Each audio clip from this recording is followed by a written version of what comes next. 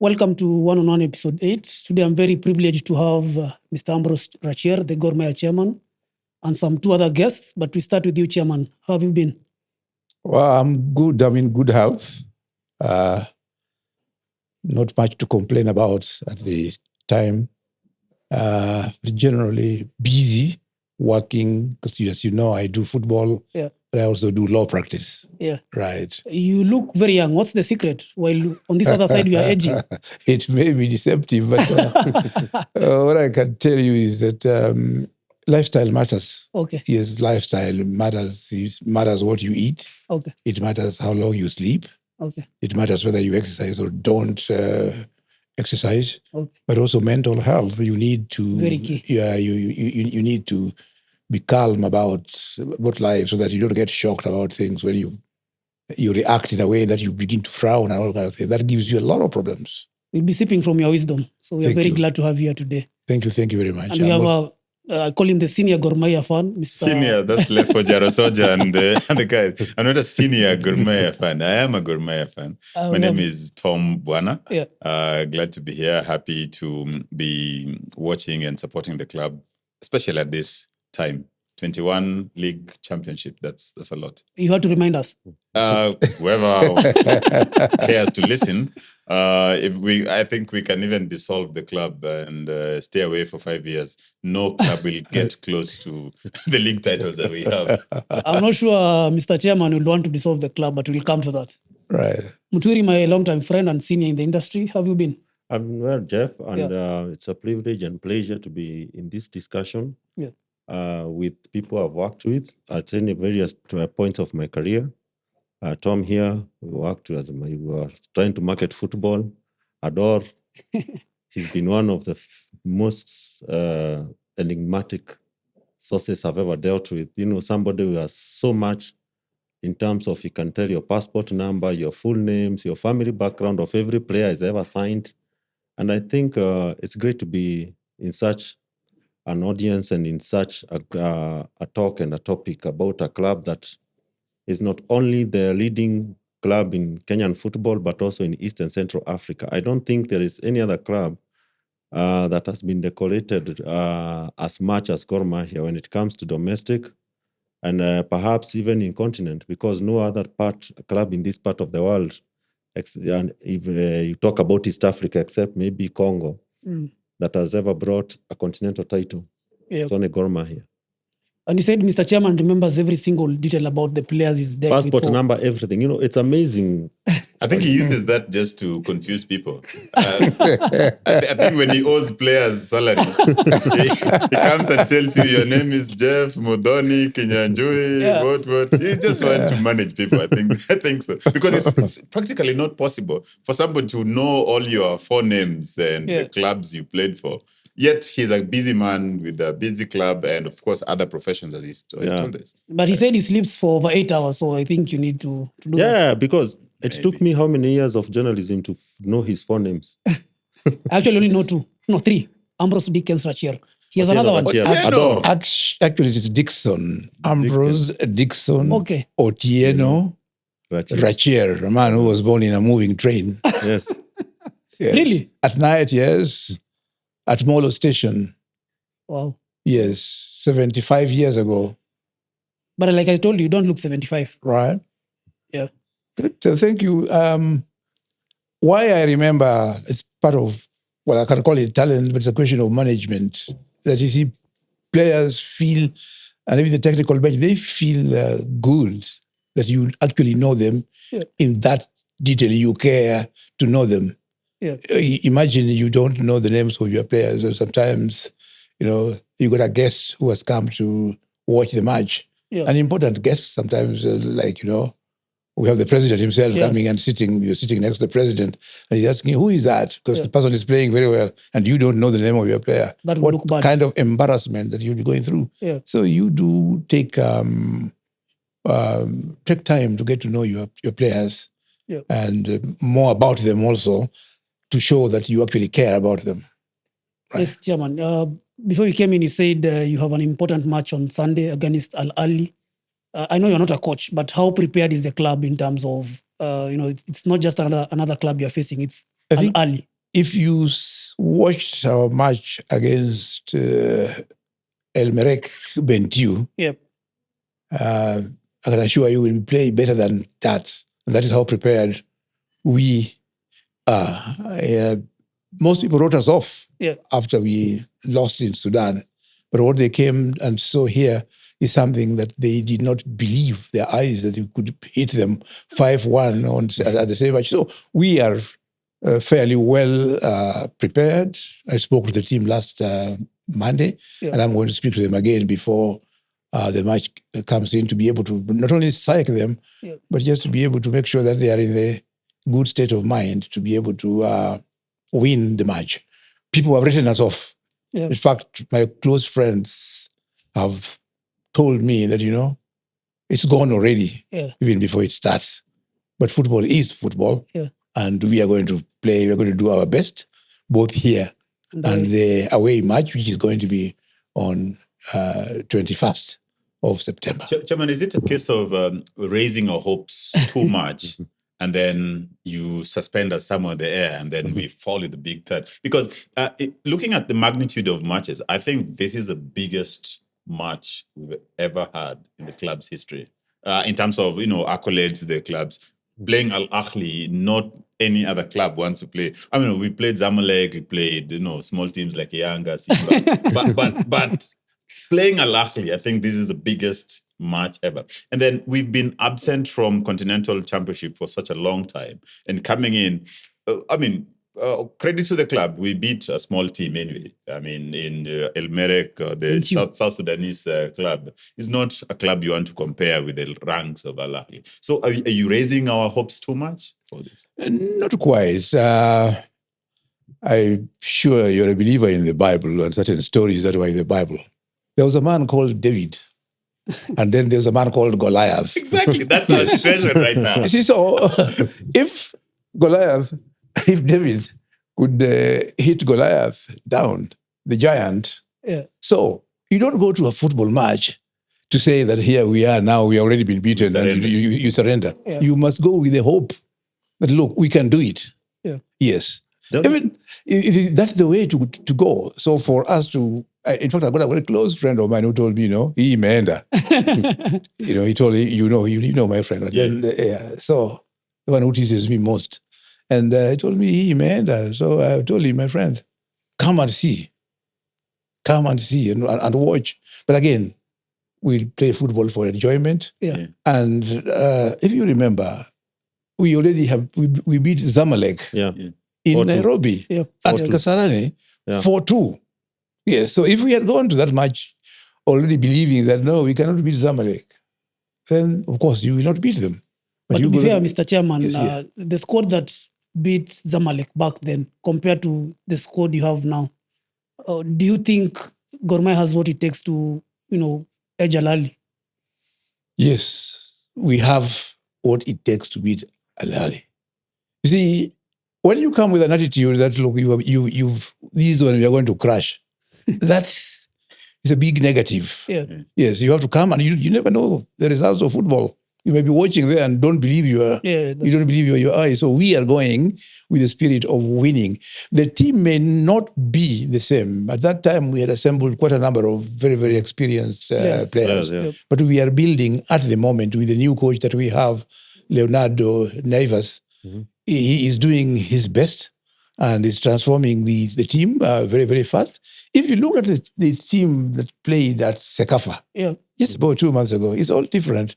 Maybe the same people, but a lot of improvement. Yeah. And that's where we are going to.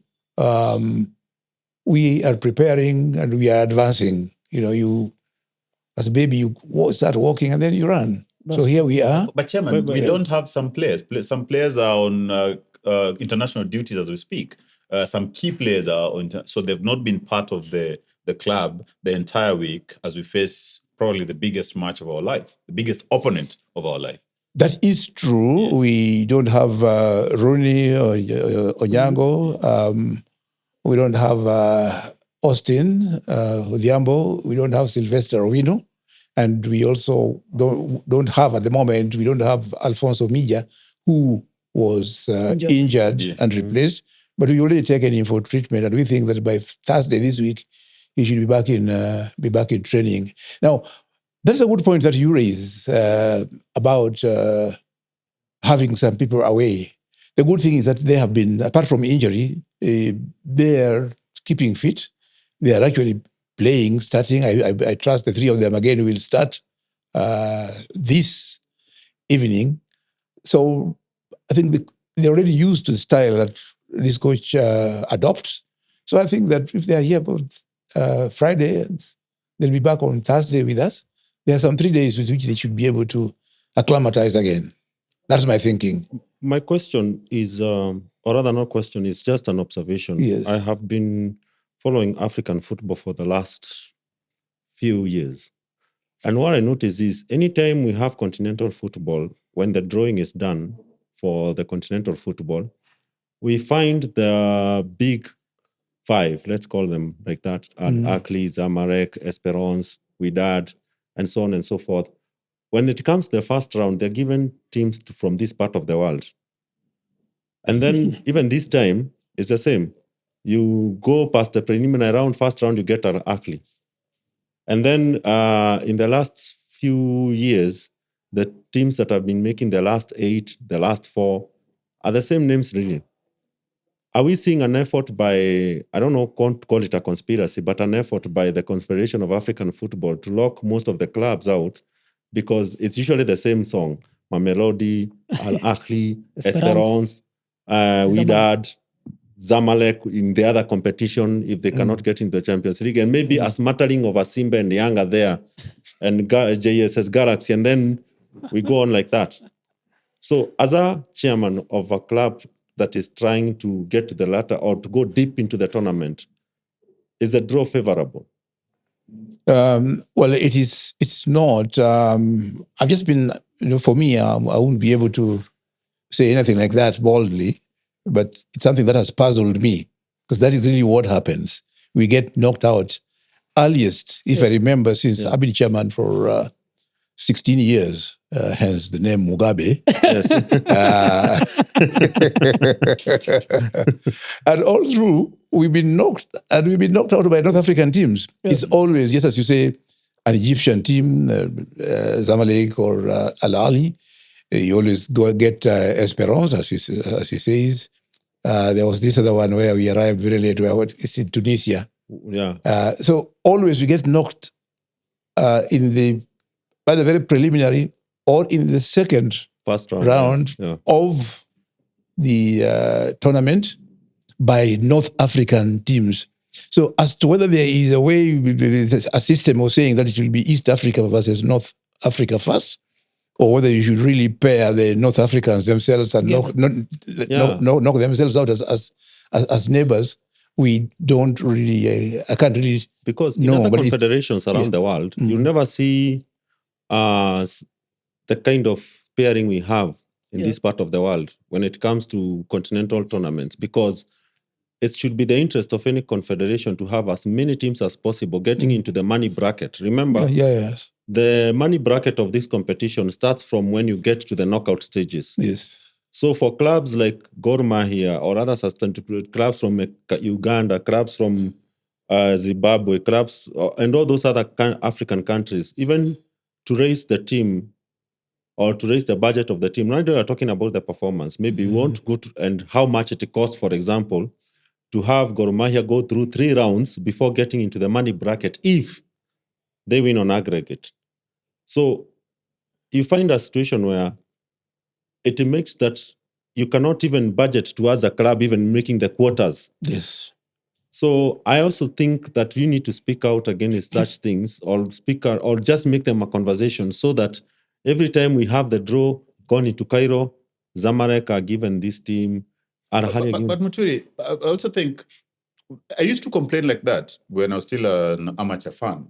But then I've looked at it also, and Zico's, I think you asked this same question. I remember at the airport in Tanzania, you asked Zico this same question. And Zico's answer rings in my mind every time I think of that.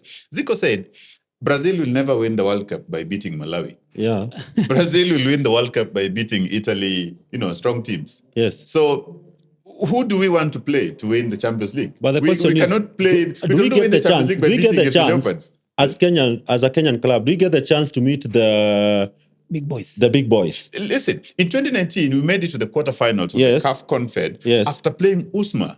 Yes. I mean, that's not a small team. But Usma, at the time, Algeria, they were in the middle of a war. So you do want CAF now to be gauging political temperatures of each country? Say, now Gor Mahia, you go play. Basically, RS Berkane, they were trying to, at the time, RS Berkane was trying to be introduced as a new force because that region, if you learn about how RS Berkane has become a powerhouse, the kind of investment that they have put in that part of the world to rival the Casablanca team is crazy. Yeah, I get you, but what I believe as a club, as Gor Mahia, I think for us to get into different ranks, into top higher ranks, we have to beat the best. We have to compete against the best teams on the continent. And as you say, currently the best teams on the continent are North African teams. So the constant fear of these teams, I think, is what has been dragging us behind as a club, as a country, as a region. So we have to now get in and compete with these guys. Because I remember, with constant appearances in this competition,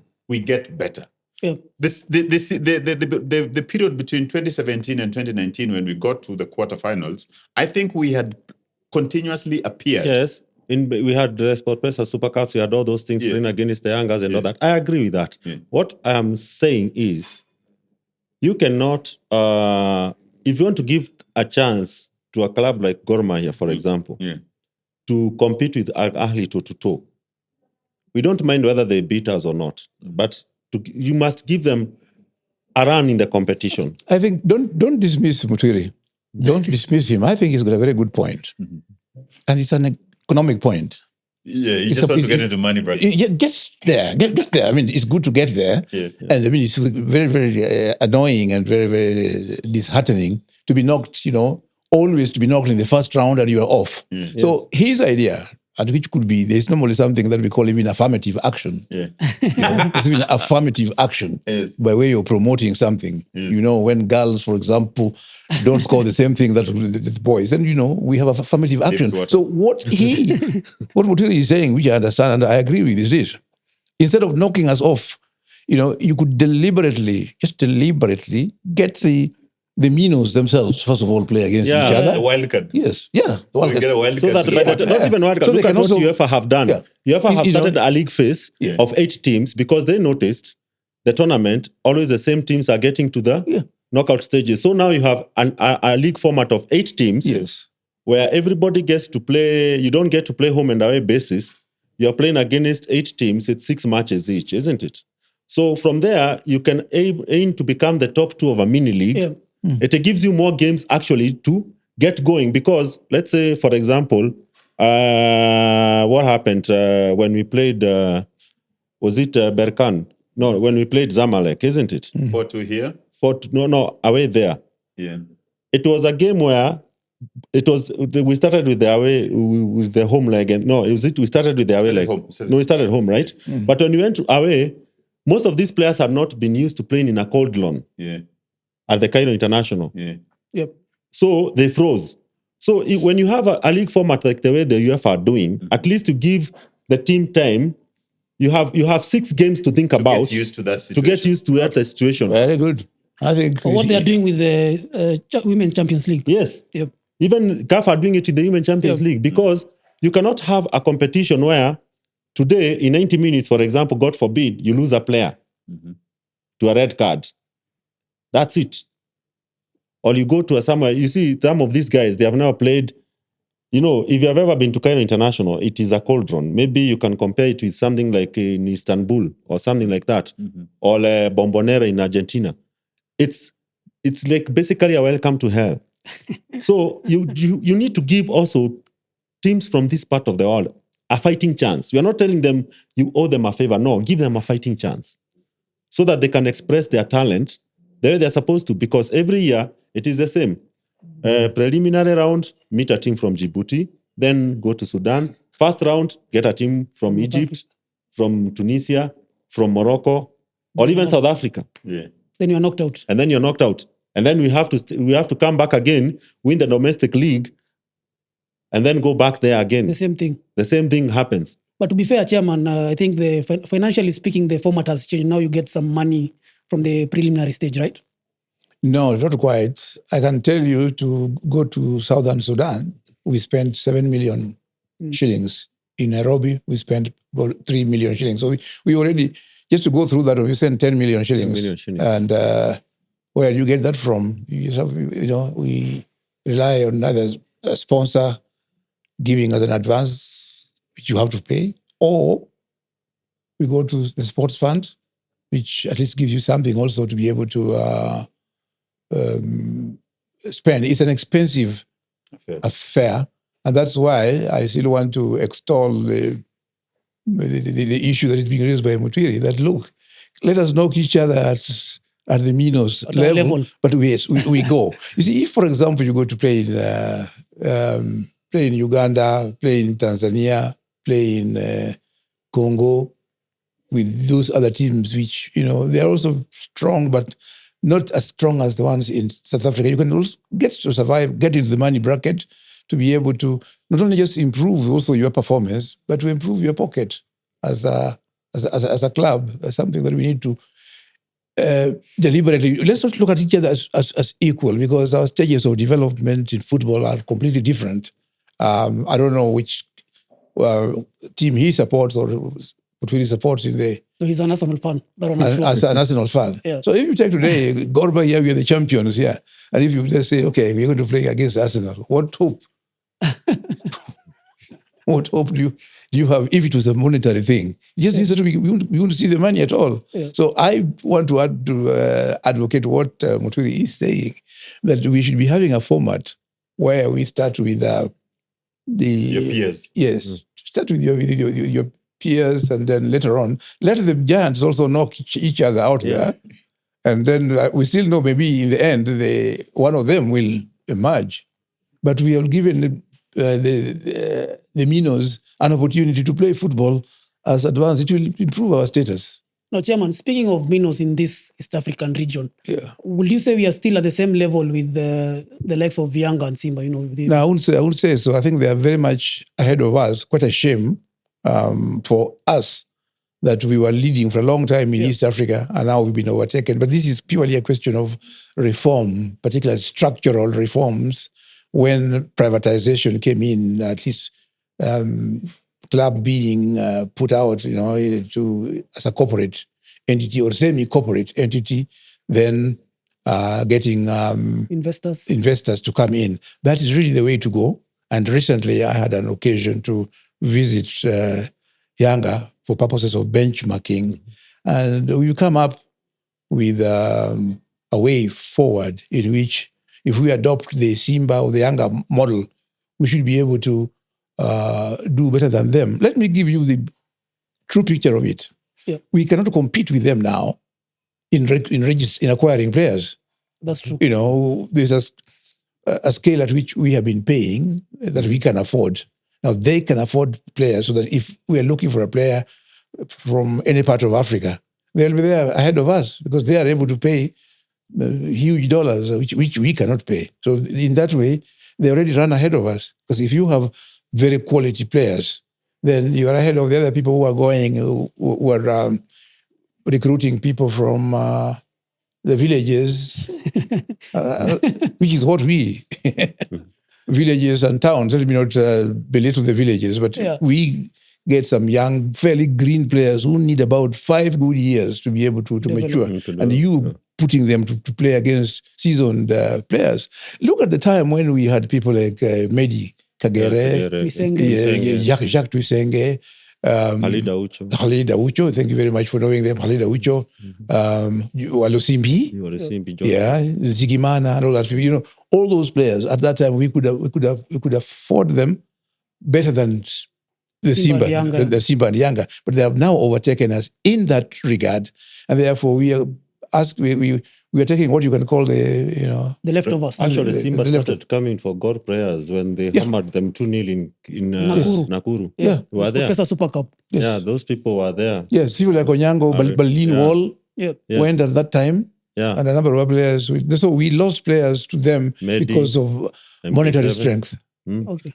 But the thing is, one thing I've always wondered is when you look at Gor Mahia, what is Gor Mahia in terms of, is it a football club? Is it a society? Is it a semi-autonomous? Because sometimes the relationships between the football side of the club and the commercial side of the club becomes blurred.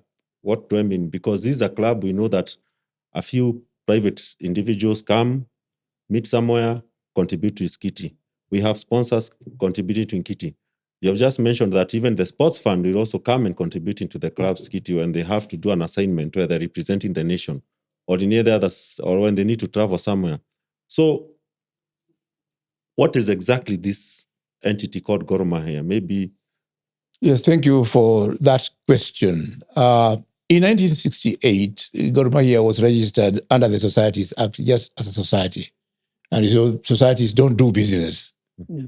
So that the model for a long time that we had was simply a society. We file our returns, we do elections and every year, and then file returns with the registrar of societies.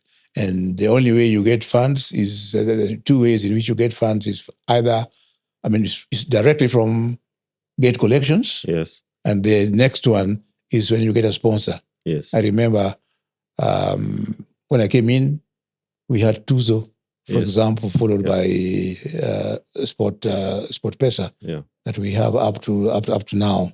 Then come 2013, the Sports Act was introduced, which again mandated, required us to register under the Sports Act. And that is another new entity. It's now called a sports organization. Mm-hmm. So we have two certificates. Mm-hmm. One under the Sports Act with certain conditions that you're supposed to follow. And another one is the Societies Act. Under the Societies Act, the governing document is a constitution. Yes. Under the Sports Act, again, we are required to file a constitution. So we have filed two constitutions, one with the Registrar of Societies, one with the Registrar of Sports. Mm-hmm. But in both cases, there is no trading. If we are to do any kind of trading, in other words, if you want an investor only knows shares. Yes. And therefore you must convert it into a limited liability company or get a limited liability company to acquire the club, to acquire part of the club. Yes. Because there's a lot of shouting about the community aspect of the club. Yes. But it's just out of cultural orientation. Yes. If we had it would be better for us just to float the company and just say, let any investor come and invest. Hang on. In it. Yes. So you're saying under the 2013 Sports Act, you're still not allowed to trade? No, you're not allowed to trade. No, it's as a sports organization. Yes, because you see, you have to exist. So the question is, I want to know is, okay, fine. We are not supposed to trade, and you're supposed to generate our revenue from gate collections and sponsorships, right? Mm-hmm. Under the two models. Mm-hmm. The question is, then if that is the case, then how realistic is it for us to expect that this can become a commercial entity? Because when you look around the world, even within our neighbors here, you know what Simba have done. Mm-hmm. The other day, we went to benchmark with Yanga. These people have become corporate entities. We have even a Yanga card. We have a Yanga debit card. We have a Yanga credit card. We have even Yanga's SIM cards and things like those. So how realistic would it be for us to expect that Gor Mahia can have the same? Because there's a lot of, we always say we have potential, merchandising potential. We see the number of people who follow Gor Mahia, even for away games. How do you tap into that now revenue base and for the benefit of the club? Okay, I'll answer the question in two ways. First of all, it is true, yes, we cannot trade because the law on trading is really simply that, you need to have an existence as a commercial entity. And that's why if you are a society, okay, you will make money. The churches, by the way, in this country are registered under the Societies Act. Yes. Okay? And some of them earn a lot of money. Yes. It's a lot. Most of them, actually. Yes, they get a lot of money. Yes. But you see, that is through their own ways of tithing and all this, that kind of thing. A way of attracting people.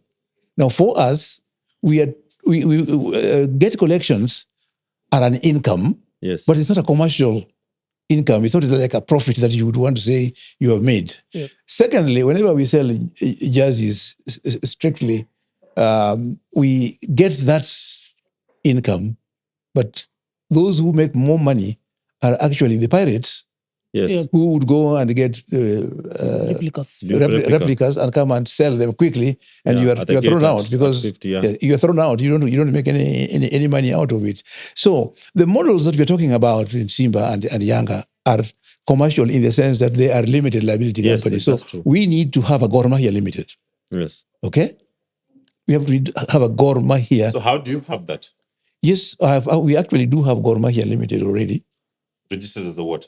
It's registered as a limited liability company. Yes. It actually existed. It was registered in 1996, Yes. but we never looked at it. So we are getting it revived. We've had a meeting with those who incorporated it, people like Leslie Okudo. Kudo, yes. Yes. There is So a- there is a certificate. I do have a certificate of a limited liability company. This is 1996. 1996. The late job Okay, of that's a Miller, long time ago. It's a long time ago. But we never took advantage of it. And that's where we slept on the job. But we needed to have activated that company. And that's an idea that Okudo had long ago, that have a limited liability company. Yes. Let people buy shares into it. Then that way we are commercial. That is how you bring in the investor Yes. to say, I have shares. And the investor now devises way and approaches the whole operation as a commercial, Chairman. as a business enterprise. Chairman, if you could just break this down in a very palatable way. So what then is the relationship between that limited company and the club?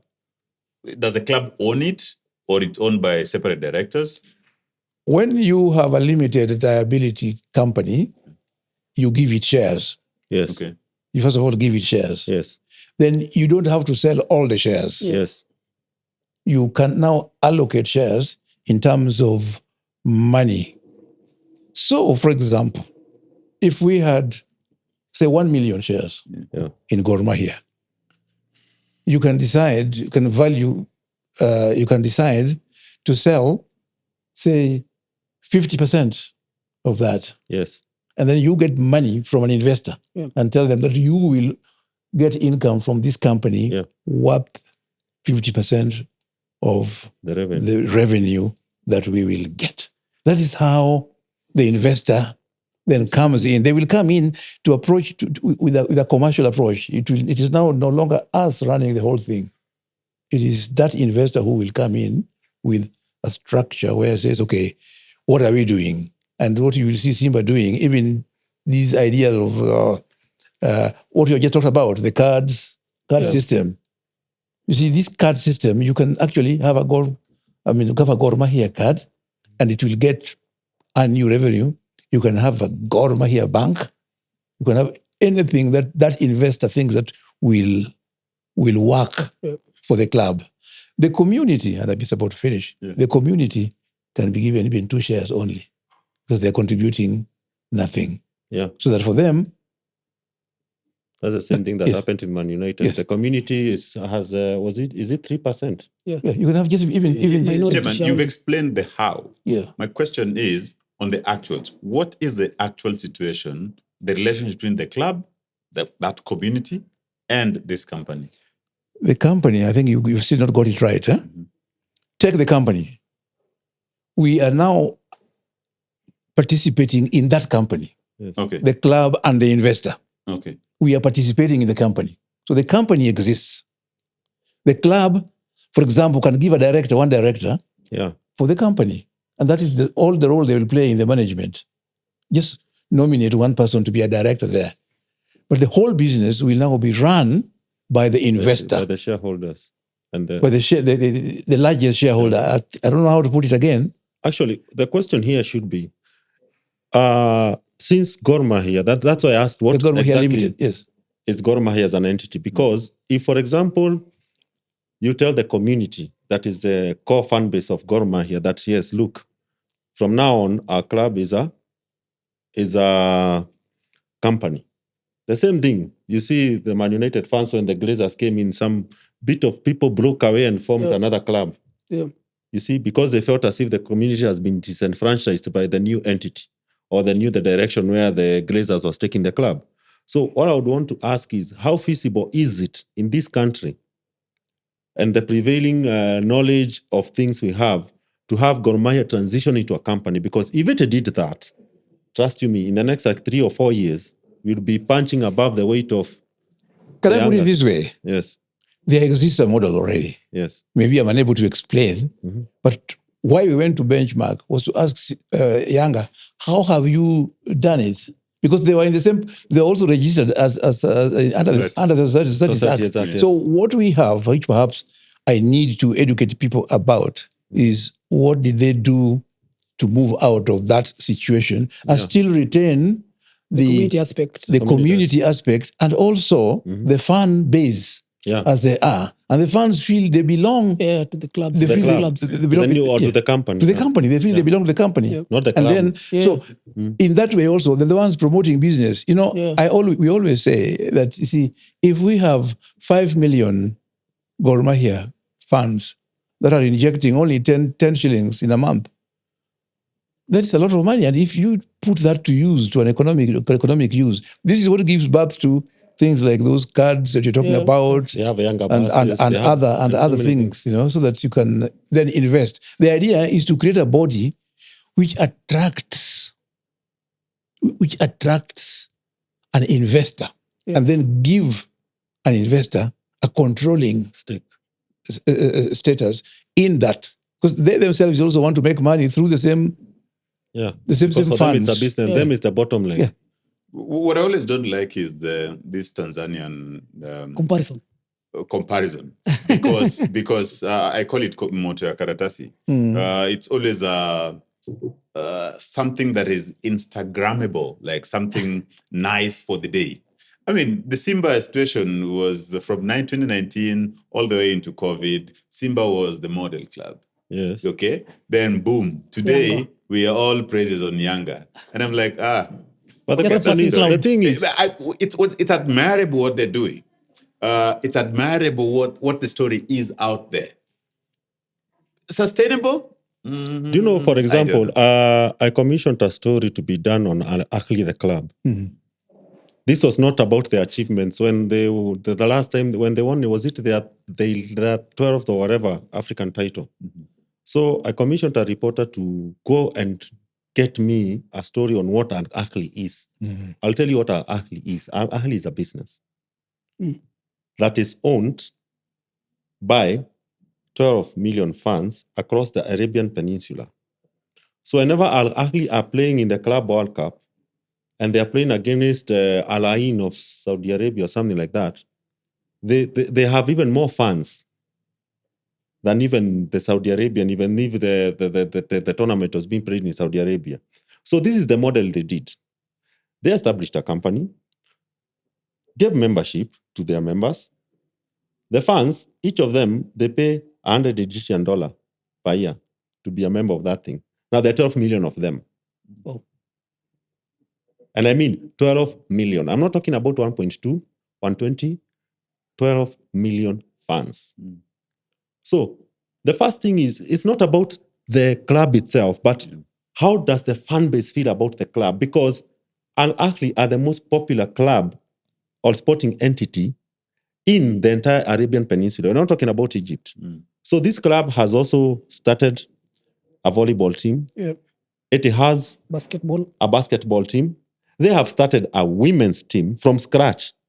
They have not signed any big names. No. They have started from the academy level downstairs to bring their own.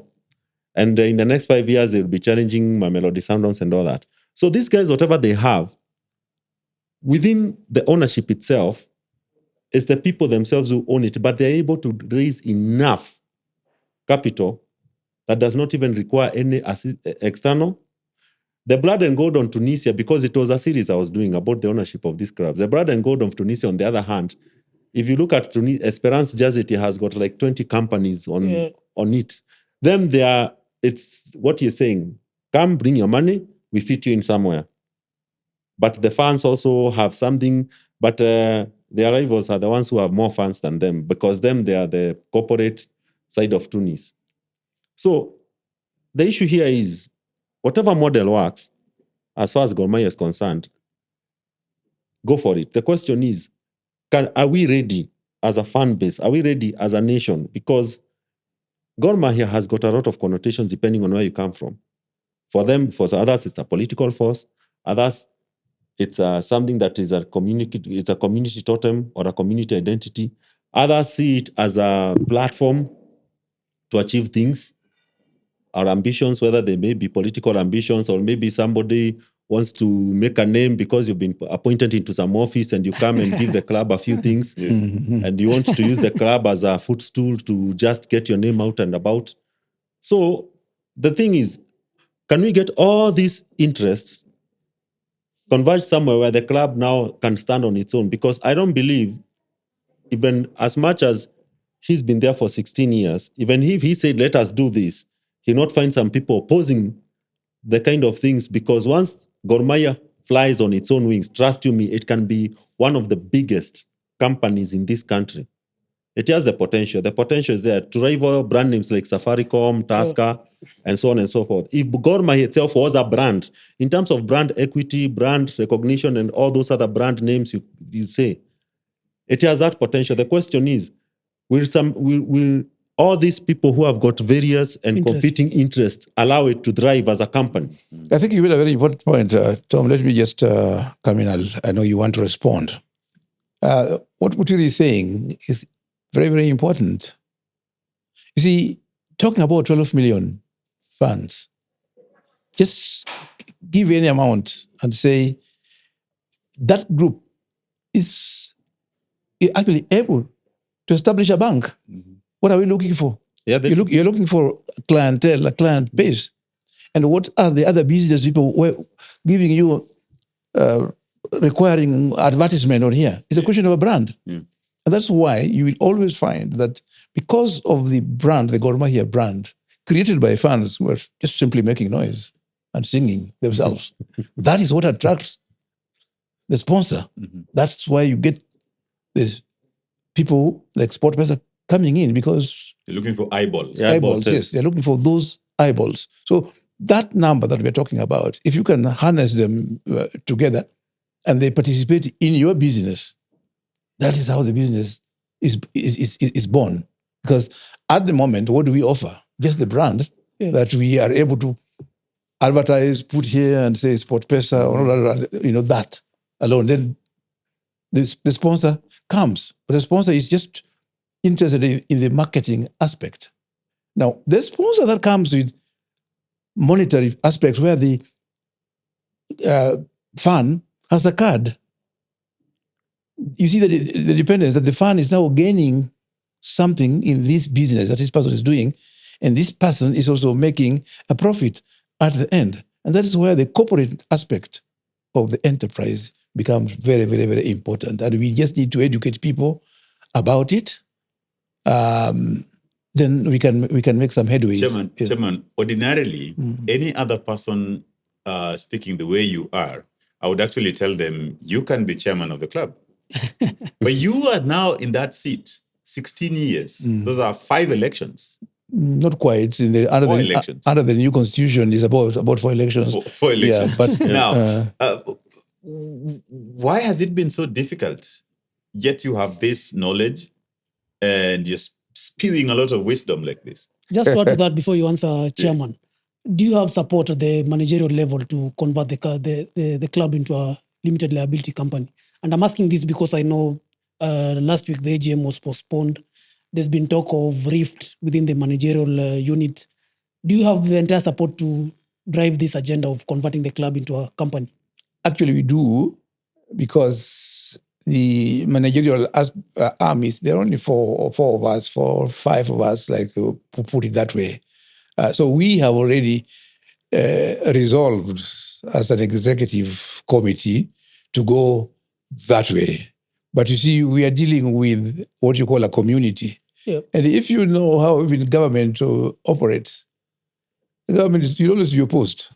Somebody will oppose you somewhere, and it depends on. That's my point exactly. Yes, and it depends on how you react and how you manage it. Yeah. Indeed, one of the items in the AGM was to propose a motion for adoption of incorporation of or going in the corporate way. We were going to tell them that we actually have a vehicle already, but we want to fuel it, and then let it go. But what do you end up with? Already somebody is in the tribunal just to stop the AGM, and there we complied. So we will be having that kind of resistance, and that is what we have had for a long time. But from 1968, of course, we've not had the kind of exposure that we now have, and but that is the resistance that you get, because there are those who believe this is a community club. You want to sell it. You want to sell, and you see, there's no proprietary aspect of it. There's nothing they're gaining from it at all. But they are resisting that change. So you will always have a division. I started a cooperative society which died. Yes. And you see, the cooperative was meant to pull your money and then lend each other. That died simply by people debating. If you look at the debates in the social media, they're very annoying usually. Very, very annoying, except that I normally don't react to them. Because I think it's not that we lack the knowledge, or we lack the means or the personnel required to make this transition. I think what we lack is, I would call it goodwill from the powers that be, whoever those powers are, or whoever they are, whether they are real or imagined, but they are powers that be. I also think that it's also an issue of social engineering. What do I mean by social engineering? Is maybe we have the entity or a class that does not want anything that would capture the public imagination bigger than them, because if Gor Mahia was anything close to Ahly today, and wherever they go, the whole nation stops, I don't think there are some people somewhere who would be very comfortable with that. Yes, and exactly this is the situation where we talk about registration. Yes. You see, most of these people talking are amorphous group of people. They don't belong to Gor Mahia. Yes. Yes. They're just fans. I hope my friend Tom is a member. Not just a fan. Because you see, there's a distinction. There's a distinction between a fan who can commit suicide for the club, but without being a member. We see a lot of these members of the EPL who are fans of those foreign teams who can commit suicide when when Man U is. But at least they do invest in those teams. Even if it's buying a replica jersey, or even paying for a drink to go and watch that match on satellite television, you see that revenue goes back to the club.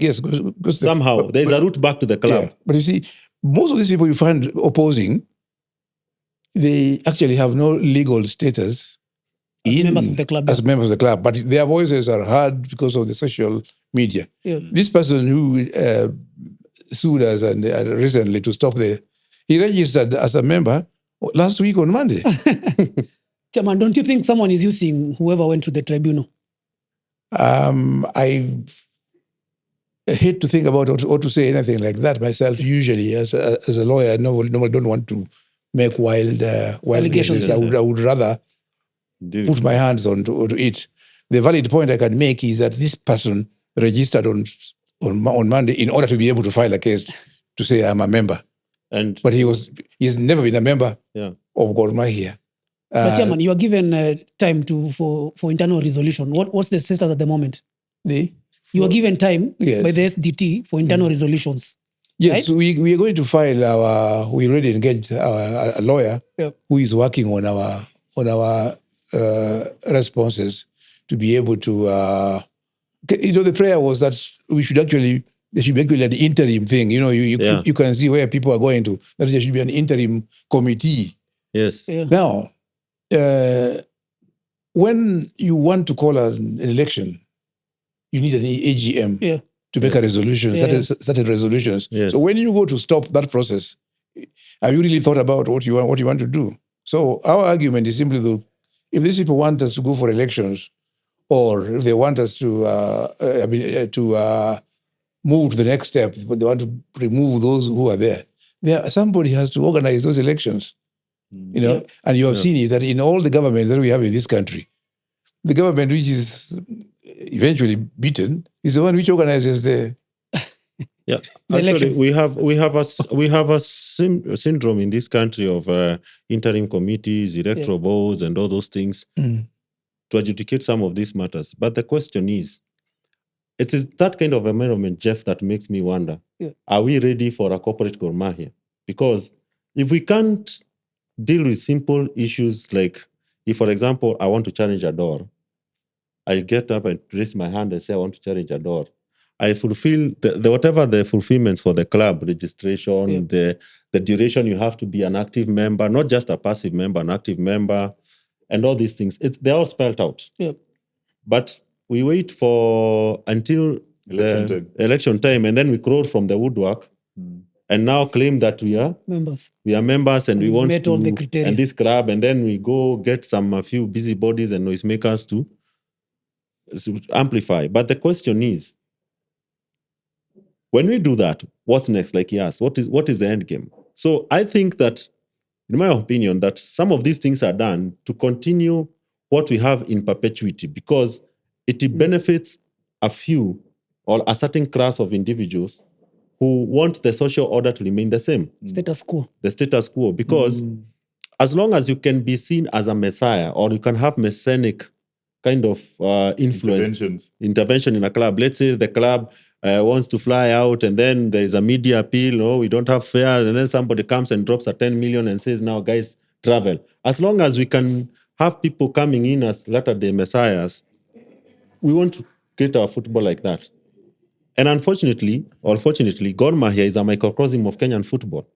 Whatever happens with Gor Mahia replicates across all the other clubs. Because you cannot say it's not, if we have enough corporate teams, how comes none of them have ever pumped enough money to win as many titles as Gor Mahia, or go as far as Gor Mahia has gone? And before, there used to be two horses in the race, but one of them fell in the wayside. But now the question is, if you have these corporates, how many out of the 16 teams, how many of them are corporate backed? 18 term now, 18. How many corporate teams do we have? 12, 13 or 14? Yeah, around that. So how comes none of them has ever, and all of them are run from companies that make billions in profits? Muturi, Chairman's answer to the question I posed to him smells like frustration. You come across as a very frustrated chairman. People, you don't have a team that supports your vision 100%. Yet, you've been in this club for now 16 years. Yes. Apparently, we are having elections at some point, and the talk on the street is that you're still running. So if you are as frustrated as you are saying, why hang on to it then? Yeah, that was going to be my next question. Yeah, why are you still there? Because I don't want to be seen as a failure, and I also want to see that I leave some legacy. I'm trying. So you don't want to run away and say, look, I'm facing so many problems, I run away. Then you're a coward. The best thing is to confront it. And however much people mock you, try to achieve it. Because, so that you can say, what did I leave as a legacy myself? I still keep talking about a stadium. I've been frustrated in getting the last 4 elections. I've been talking about a stadium. And I can assure you that I have paid for it, and that the processing of this, the resistance, yes, in processing of the title, has pulled me down, because when I try to deal with the area where the land is indicated to be, some authorities keep saying that, look, the whole of this thing belongs to us, to Kasarani Stadium. Yeah. You don't have any land here, you know. The complex. But I have a receipt showing me, issued by the lands office, that I have paid for it. So that frustration goes on, and every year, of course, you look like the liar.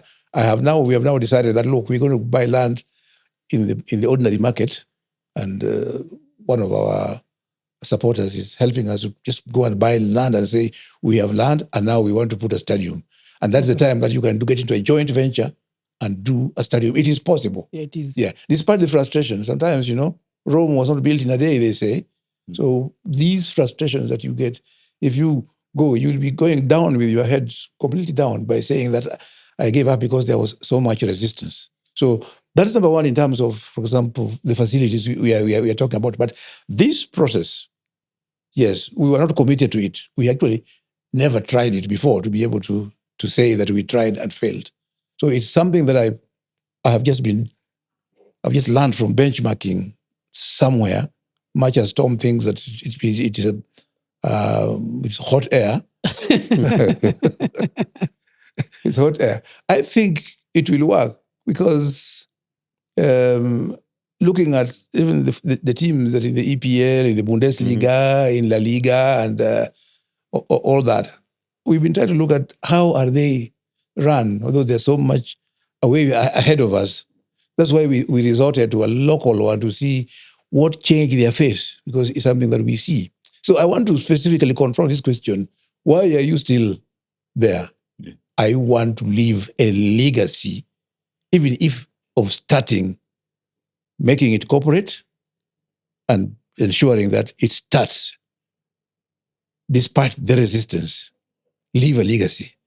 2 legacies, having converted the club into a corporate company being run on a commercial basis. And number 2, having something that you can say, this stadium was started courtesy. It may not be through by the time I am leaving, but get land done, get some joint venture going on, so that even if you step aside, there's something to say, I did this. Chairman, Which brings Just before you answer that, I have one legacy. And somebody was telling me today that, even if we took leave from the league for about 5 years, still nobody will get close. Nobody will still close. I've got, I think, over 10 titles during my tenure. That is something to talk about. Yeah. To be proud about. What I need to leave. It's already sweet enough. My thing is, let's talk. We were talking about legacies, partnerships, and all that. A few years ago, courtesy of your current sponsor, Sportpesa, there was talk of Gor Mahia and Everton getting into some sort of partnership. That would have seen the way, let's say, modeled around the partnership between Ajax Cape Town and Ajax Amsterdam in Holland, where Gor Mahia would have had the status of maybe being some sort of a feeder club for the Everton back then. So this thing progressed even past you and your committee were very enthusiastic about it. You remember you went to Liverpool, there was a whole tour, which you was part of, if I'm not mistaken. I saw him there. Yes. So what became I of saw that? him in the flight. I never saw him in the stadium. So what happened to those partnerships? Because if that partnership back then, I think it was 5 years ago, right? Yeah. Oh man, it's already 5 years ago. Yes. What happened to such partnerships, and why, no matter, and I'm sure there are so many other partnerships you may tell us that the club would have been involved in, but somehow they don't get to see the light of the day. Yes, I think it takes 2 to tango. And this is something that a question that really should go to those who are organizing it, because we ourselves, we're being carried along. In other words, the monetary aspects, but even the structural aspect was being run by, let me not mention anybody, but it was being run by the originators of the whole idea. So if they abandoned it, I don't know whether Sportpesa still sponsors Everton. No, they don't. They don't. And that is the reason. Okay. You see, that is the reason. If there were, what was going to be common about us is that they were sponsoring both us and the other team. And that's what's sort of bringing the partnership. So when the business aspect of the other one ended, then there was no ground or basis of a continued interaction. But you realize the role of partnerships in building clubs. Yes, we realize that. And that's why you're saying, and thank you, you asked me a very good question, because here we are, we use a bad word, we beggars. Yeah. We don't have the wherewithal to make that partnership real. It is our sponsors, a joint sponsor, that sees that can I put these 2 clubs together? We were able to go to Everton.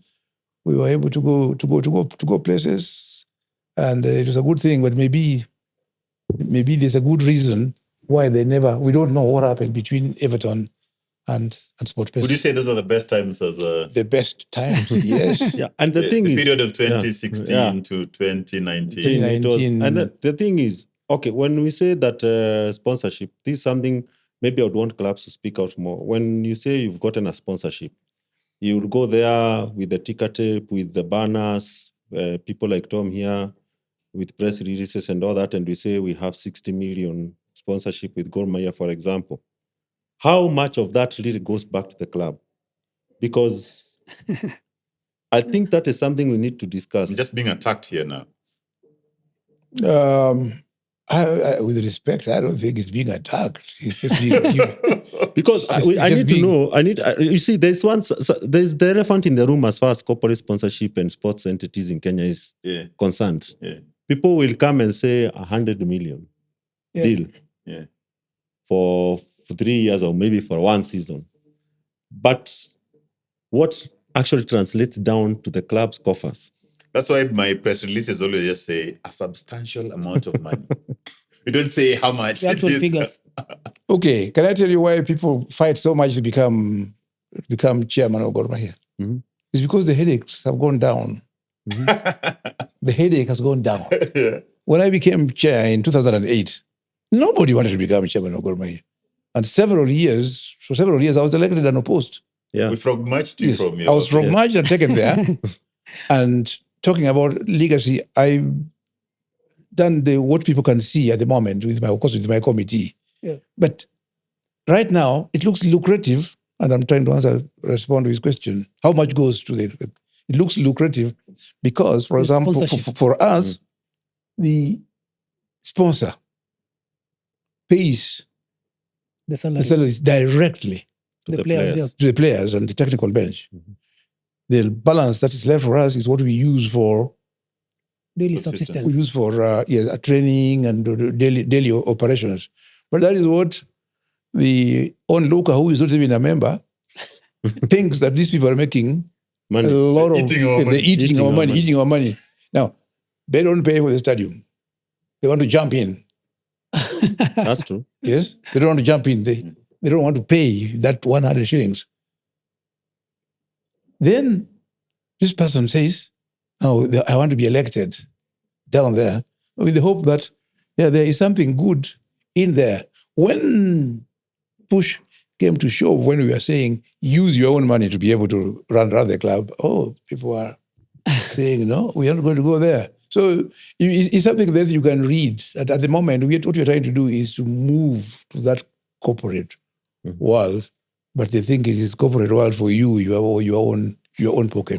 Pocket. Yes, corporate pocket. Yeah. We need to educate these people, and we're going to do it.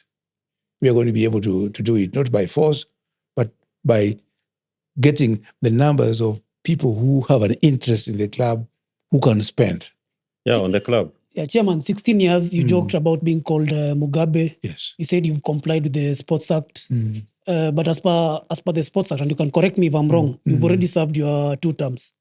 What technicalities are you using to vie again? Because the way you're talking, you're going for the seat again. And yes, I am going for the seat. That's a very good question, Jeff. Very, very good question. And it gives me an opportunity to be able to explain it to the world.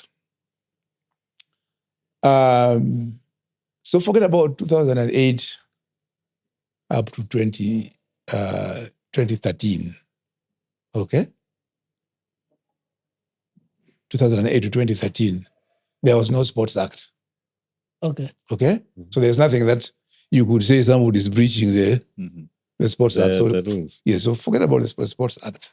Now, the registrar or people dealing with the Sports Act kept campaigning. And I will also ask you, any of you who is here, to tell me who else is registered under the Sports Act. Tell me if Sofapaka is registered under the Sports Act. Who is that? It is a football club. Tell me of the 18 teams which you know have complied with the Sports Act. Could be 2. It could be us and AFC Leopards only. The others our welfare organizations, KCB, Bandari, Madare, and all that kind of thing. So I can say, without fear of contradiction, there are only 2, to my best of my knowledge, who are registered under the Sports Act. So the others, how are they being run? That people should want to make so much noise. But I'm not taking refuge in that. I am saying that we complied with the Sports Act in 2019. Okay. We complied with the Sports Act in 2019, specifically in September 2019. We filed a constitution that was in compliance with the Sports Act and got our registration under the Sports Act in 2019. So time runs from there. Okay. Time runs from there. So we have held only one election under the Sports Act, which was in 2020, which is expiring in 2024. So basically, you've only served for one term. I've only served one term only under that constitution. So basically, under the Sports Act. So I have one more term to go, which is right now to the next one. Isitoshe. Umetenga. When I was re-elected, unopposed in 2020, Chairman, when I was re-elected again as the chairperson, somebody went to court. Okay. Somebody went to court to dispute those elections. I then went to court also, and I got the case dismissed. The court ruled that the elections were quite proper, and I was right on the seat. I then filed those returns with the registrar. They have never been registered. So again, what are they doing? They're giving me all the opportunity to say, this is actually going to be your first term. I've never... Mugabe. Because that was... I'm talking about realities, and I want any lawyer to come in. My lawyer here, Tom Bwana, supports that. That look, why did the registrar not register us when we gave this thing? I mean, they were a party also. They joined the other side to oppose our elections. So recently, I get a letter telling me that, but I know the origin of the letter. So have you been cleared by the registrar? There is no clearance, my dear. There is no clearance. The registrar does not have to clear me. Okay. Yes. They don't have to clear me or to clear anybody else who's going to come. In fact, had the AGM taken place, we would have done 2 things. One, we should have got people to pass this resolution about the company, genuine members. And number 2, we would have set up the date of the elections so that people could. So, do you fear those wrangles will make us end up like AFC Leopards? No, there's a way in which I run the club myself, not as a dictator, but as a diplomat. We talk. Yeah. Yes, we talk, and I'm sure you have not seen any wrangles for the last 16 years in Gor Mahia. Because we've been winning. Huh? We've been winning games. And I must win. So when you're winning games, there's no nobody cares so much about what is the FC Leopards coming out what is because the essence? they've not been winning. What is the essence of a club that plays sports? Yes, to win. To win the game. There's an unrest in Manchester United. Why? Right. Because they're not winning. Because they're not winning. There is unrest in Everton, who might be relegated this season. Why again? Because they're not winning. If you do the business or your core business, basically maintain the winning tempo, and all the other rest will be noise. Americans have a saying: if it ain't broke, don't fix it.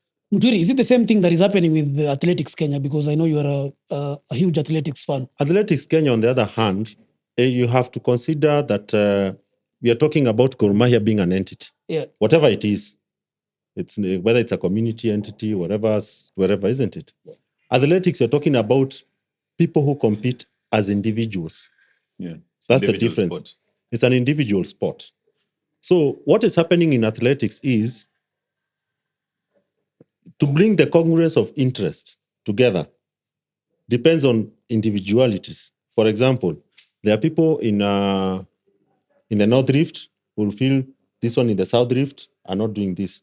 When it comes to the national, there are those people who feel the eastern part. So this is a problem that is so scattered that it becomes difficult to bring everything together and get. I'm specifically asking about the elections because for how long have Now, they the held- elections, just like what happens is that we have 16 affiliates of Athletics Kenya. That is the 14 branches, I think police, I think universities also. So there must be 17 of them now because there's police, KDF, universities. Yeah. All those entities hold the elections right from the sub-branch level. And the delegate system, they come cascading up. Yeah. So the question happens if we still have a case challenging the AK North Rift chair, before we go back to it comes up to the national so that we can have you cleared as a delegate. How long is that? And now, as long as we are continuing with these other, what we call them, like the proverbial hydra, the snake that if we cut one head, it grows two. So by the time you sort out the mess at the grassroots level? at the grassroots level, what happens, even if you go to court, they'll always tell you in situ, continue running until you guys are able to. So, if you want to the current imbroglio in Athletics Kenya, always never end until all those assorted cases down there are sorted out. So that is why also there is this push to have it universal suffrage. Let's open it to members. The same thing you're talking about, Gor Mahia. Let's open to members to vote instead of branches voting. Because as long as affiliates are voting, these elections have been stopped since the late Kiplagat died. Yeah. Because of this branch, as this one, there's a case filed by Moses Kiptanui, there's another one started by Moses Tanui to counter that one, and that is at the branch level. So by the time you get to the national level, we see guys staying there. If they say called, and that is the confusion that you are seeing in the FKF. Yeah. You see it there, the wrangles that have been there from so long. Two or so. They keep going in there, and of course the mess in our sport, is well summarized by our having our home match in Nelson Mandela Stadium in Uganda. Yeah. Yes. It's a shame. It's a big shame because unless we return to the sports to the stakeholders. For example, do you know most of the AK officials actually are teachers? Mm. And how did they become to the organization? It's because they would take the kids to go and compete in athletics competitions in schools. Mm. So then they realized, there's a federation here we can become part of. And one of them made governor, Mutai Kahiga. He was the AK Secretary General in Nyeri. So if you have now, most of them are teachers, they're not athletes themselves. They don't have the interest of the sport at heart. So we need to get people who really feel the pinch of the shoe. Mm. Because if you ask the players, for example, we are discussing here as a fan, as a journalist, as a chairman, but if you ask that player, do you want this entity to turn into a company so that I get paid more? They'll be like, yes, hallelujah, amen. Yeah, now, Chairman, Yes. Coming back to the elections, you mentioned about the wrangles in FKF and all that. We have elections coming, but you've been silent. It's so unusual. Why? Yeah, it's something that I forgot about. I will never attempt it anyway. What happened, Chairman? The two types of elections that I can tell you about. Yeah. In 2007, I ran for parliament. Yeah. In game. Yeah. And I saw after that I will never go there again. And you never had me talking even of being, there were even attempts that, Rachier, I think you should now become governor or CII or all kind of thing. I told them, please, forget about it. I know there's certain resolutions that I make and I really keep them. So you will never hear me talking about the Kenyan the federation. What happened, Chairman? But yeah, you know, these are things there are three things that I'm talking about very strongly here. Mm-hmm. Okay, I've been criticized about not putting up a stadium. If the whole government of Kenya cannot put an acceptable stadium, why would you want to crucify me for that? I want that to go on record that I'm saying that, look, don't blame me so much about that you have been talking about stadium. You can see the whole government of Kenya. So you're taking advantage, actually taking refuge in government failure? No. To justify I'm saying that if that is the climate, It means it's If the government itself cannot put up a construction of a stadium. Yeah. And City Council, is that where we used to play? Yes. What happened to it? City Stadium, yeah. City Stadium. What happened to it? It's in pathetic shape. The last time I went there, I think there were people with their businesses out there. Yeah, people are selling there. So that is my very, very first point that I want to talk about. Number two is that you need some ground, some acceptable ground to be able to contest an election. Mm-hmm. If I can tell you, my last appearance was 2016. Yes. And I did the thing that somebody tutored me in, that come on, take your delegates and keep them somewhere in some hotel. Yeah. So I took my delegates into hotel. Masai Lodge, to be specific. Yeah. And I knew that if all those people got into the same bus and then we went to Kasarani the following day, I had already won. Yes. So I left there at about 1. We prayed and entrusted the elections in the hands of the Lord. And at 2:30, a well-wisher of mine called me and says, Ador, that's my name, my nickname. Yes.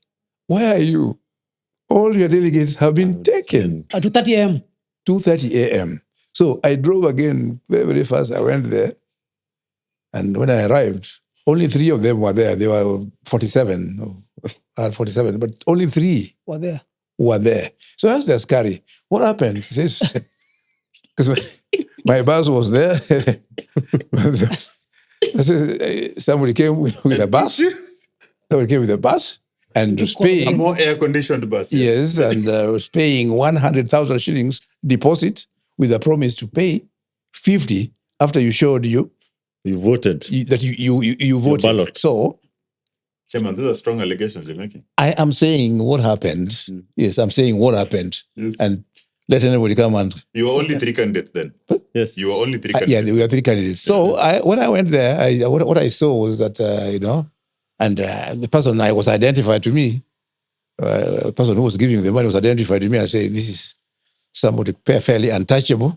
So... Fairly untouchable. Yes. So I went back and slept. I went to Kasarani. Yeah. And I think about certainly the KPL group, 12 out of 16 that voted for me. I couldn't believe my eyes or ears when I saw that bus coming in, and the people we prayed with at 1 a.m. were singing, clapping, and singing some other songs, and they voted against me. So I said, what kind of climate is this? And they know it. And of course, when it was finished, they got the 50,000 shillings, and some of them were bold enough to say, Chair, 150,000 shillings is not anything that you could really resist. So, Apole sana, but that is what happened. It is what it is. They told me themselves. It's not that I was making an allegation. They told me how much they were paid and how they were paid.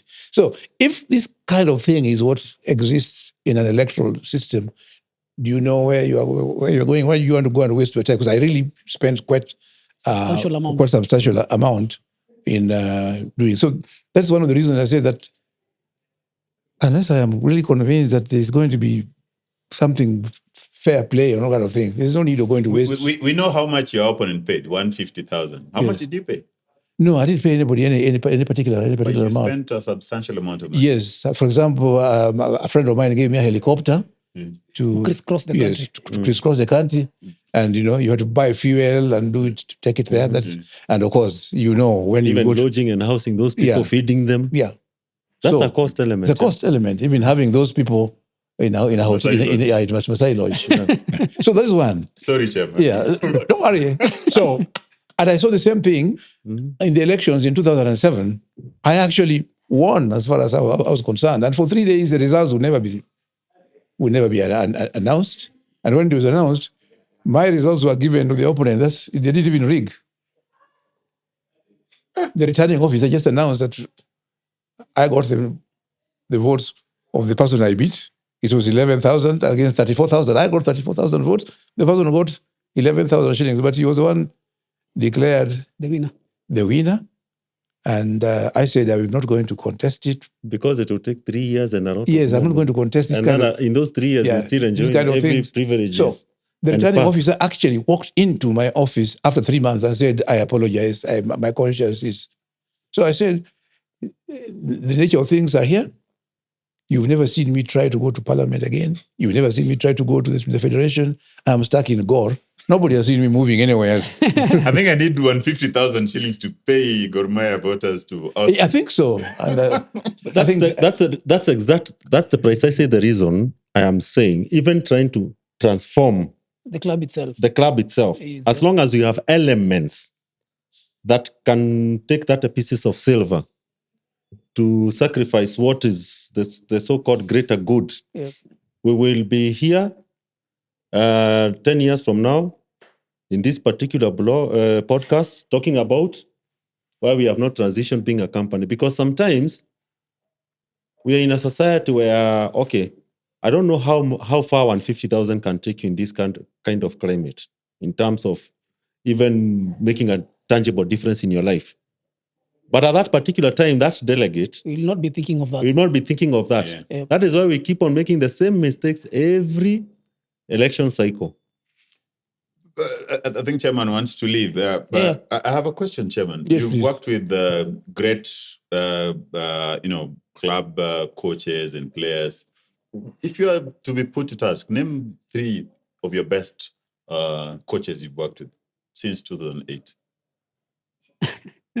That's a very good one. difficult. I know. Very Just difficult. give me your top 3 in no Very, particular very, order. very difficult. You see, the criterion, is it best in... Because they are different Just values. off your chest. Like, You see, you would say the person who won Most titles for you. most titles was Frank Natal. I knew you'd mention that. No, Yeah. most titles. Yeah?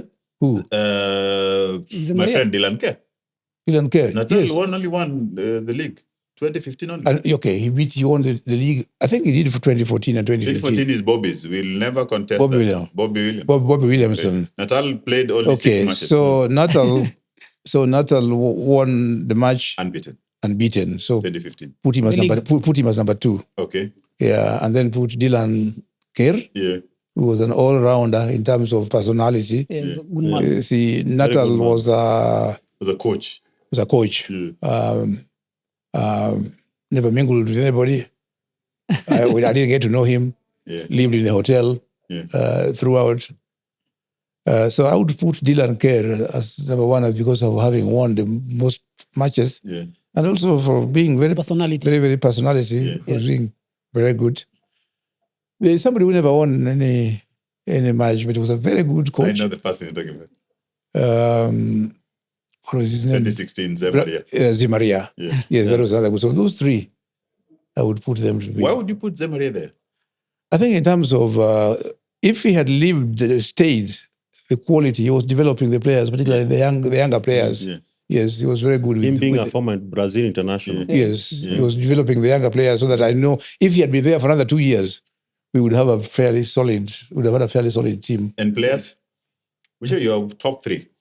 Like, we'll Nowadays- sign any day again. Nowadays, I already mentioned them. I thought so. I already Love mentioned Hey, Must I be already mentioned them, Kisenge, yes. Eddie Kagere, and who Yeah. else? Khalid Khalid Awucho. But Khalid if you're talking about local, it's Michael Olunga. Mhm.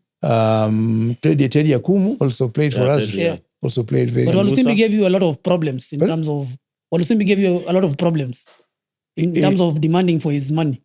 We have been taken to FIFA several times. we are used to that courtroom now. What about Musa Mohammed, the captain? Musa Mohammed was just a good disciplined leader captain, but he wasn't exactly the top player. the top player. I regret to say this because he's still playing for police. Yeah. But I give him kudos in He was a terms good leader. good leader, good discipline, a good defender. But now, when you're talking about top excellence, team, there yeah. I won't say he was there. But we've had good players, really, very, very many. And where does Blackberry fit in all this? Because he was incubated at Gol, then he left, then he came back again, then he stayed for quite a while. I think the issues of upbringing the number of players, and lack of guidance and counseling.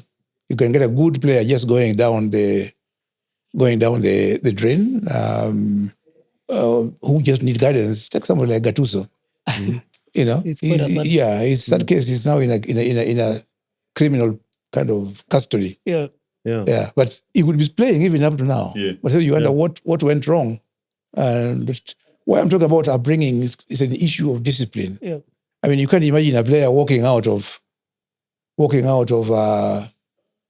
the bench that he was not fielded and going, that is in Awendo, and going into a bus and coming to Nairobi. And you were dressed to become a substitute. Yeah, so Chairman, we are wrapping up. Those kind of things, I will give Mturi the last chance. I think Tom has already asked his question, but I'd like to ask mine first.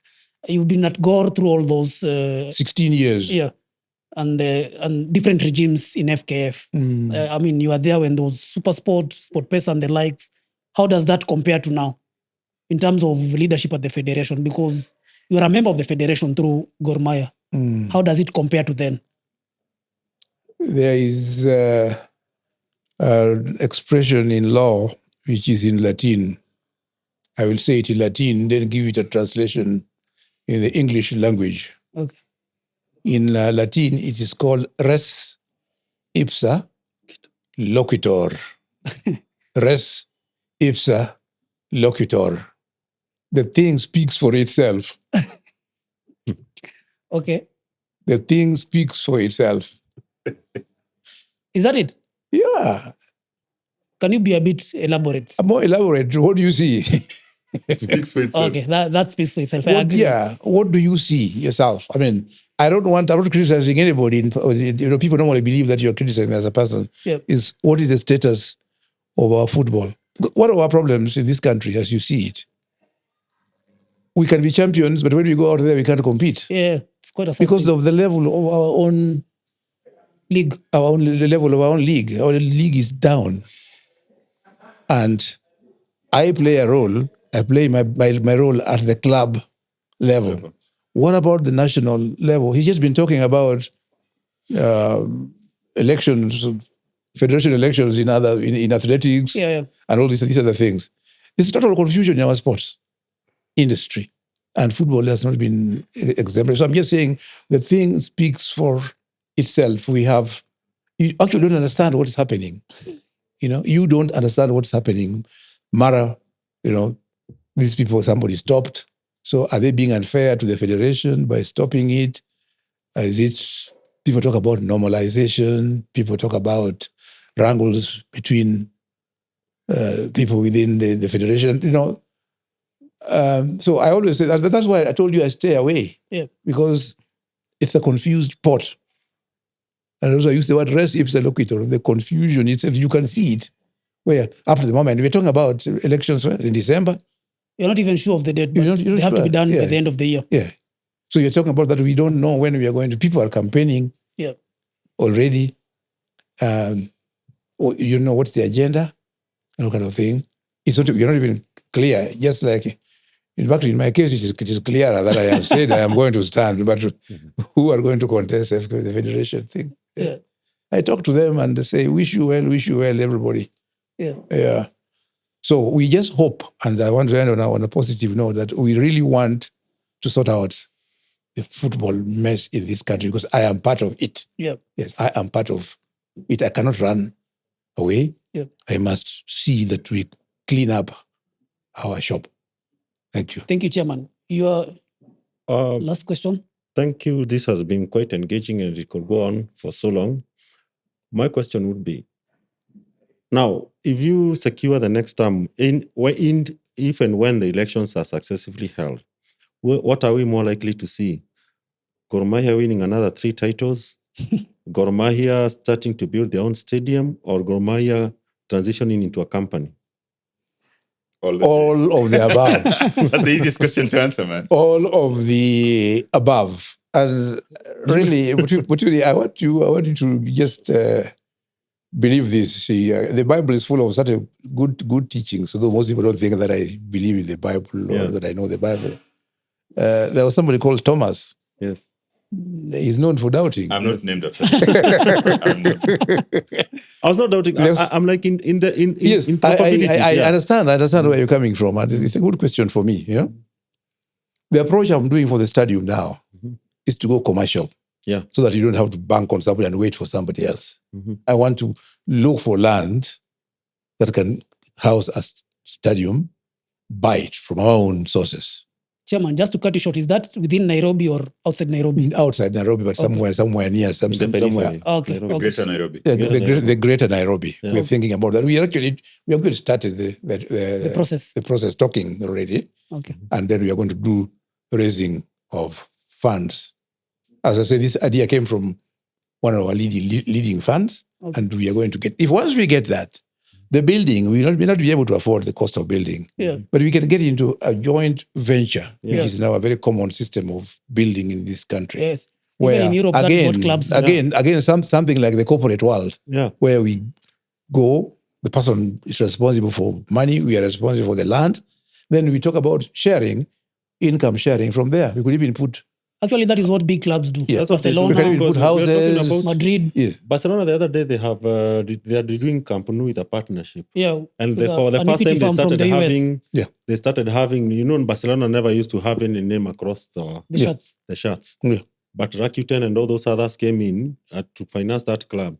And the redevelopment of Camp Nou, that's what it's being called. It's not called a rebuild. And among other things, they are starting eateries, concert halls, Right. things like those, Yeah. because I think sports is not just the football part of it. Yeah. It should be A a lot match happens. experience. If you're telling me, Yeah. for example, to come with my kids from this side of Nairobi, I don't know, it's called Northern Nairobi or wherever Nairobi, to go all the way to the outside of the town for an entire day. Daddy wants to watch football. Should be an experience. The missus wants to do something else. The kids Good. want to do something else. Right. So It should be a match day experience. Yeah. good. Right. So you've got that one. Then you've got our core business, which is Winning titles. winning Winning titles. Then the third one is this company, this corporate restructuring. Those three will happen or will start Yeah. during my last tenure. And that's going to be my last tenure, as a matter of fact. We just built your manifesto. In fact, gentlemen, I want to say this, that we are even trying to run away from this idea of just elections. Yeah, elections. Yeah. Once we go corporate, management should be by a board. Yeah, board of Yeah, management. not people. then Board you of employ a management. CEO, Because and if you get everyone people else, yeah. elected to be going there, you go on a political manifesto instead of going on a business manifesto. Yes. So that at the end of my tenure, the thing should be operating as a company rather than as a society With employees, with or KPIs. as a sports act. And I want to ask this other question. Please try to find out who else among the 18 teams is registered under the Sports Act. You said it's only two, FC and Gor Mahia. Well, no, to my knowledge. Okay. But if there are any others, you can perhaps do your own survey or do investigation and find out who is. Because you see, people try to kill you with Sports Act because you have registered there. But those who have not registered are not subject to the same kind of Discussions. yes. Have you had a registrar writing to KCB. KCB or to any of these other people? And have you had the elections? Never. Yes. The elections are only held in two clubs. It's only Gor Mahia and AFC Leopards. We throw stones at low-hanging fruits only. Yeah. So I am putting that difficult question. And from your knowledge, have you heard elections At KCB. in Bandari or in KCB or in Sofapaka? I keep talking about Sofapaka because he's a good friend of mine, Yeah. Eli Kalekwa, and he's alone. And Bob Munro, he's alone. Yeah. And how long have they been chairman of those clubs? Since inception, maybe. Because they are supposed to be registered. They are sports organizations. Yeah. They're supposed to be registered under the Sports Act. So you should expect Bandari, Kenya Police, To hold elections. but Ulinzi, and tell me when you heard there were elections in those clubs at any one time. Don't bring us down to those levels. We are not Ulinzi level. Yeah, sure. Dari level. So is it meant to be Sports Act is meant Shouldn't for you be using the community same for whip to community For the two whip clubs. everybody? for the two clubs? No, See, if you're in a classroom situation, you can't use different whips to cane different students. So yeah, gentlemen, let's bring this to an end. It's been a pleasure. I normally record for just 1 hour, but this has gone for over 1 hour, 30 minutes. They keep reminding me that I'm past the hour, but it's been good having you, Mr. Ambrose. I know you're a busy man and you've kept here for long, so I don't take it for granted. Thank you so much, Mutwiri and Tom. Hope to see you again. And all the best, Chairman, on Sunday against Ahly and in the elections. Yes, I hope. Please persuade Tom that there was a man called Thomas. David. Okay. Thomas was a doubting fellow, but there was David that hit Goliath to the ground. He moved Goliath. I will be the slingshot. happiest man if we beat Ahly on Sunday. I will be the happiest man on earth. And you'll be there. Of course. You may be scared and stay away and say, No, Tom I cannot do never that. get scared. No. No, not a chance. You see, as fans, we are happy. We've already made peace that Ahly is going to dismantle us. Really? But if we win it, we'll be the happiest people in the world. So again, Chairman, all the best in that particular match. All the best in the elections. I hope the delegates will not get 150,000. I hope you've sorted that now. All the best in that, and see you on Sunday. Thank you. Thank you so much. Thank you. Thank you so much, everybody. It was a pleasure. Yeah.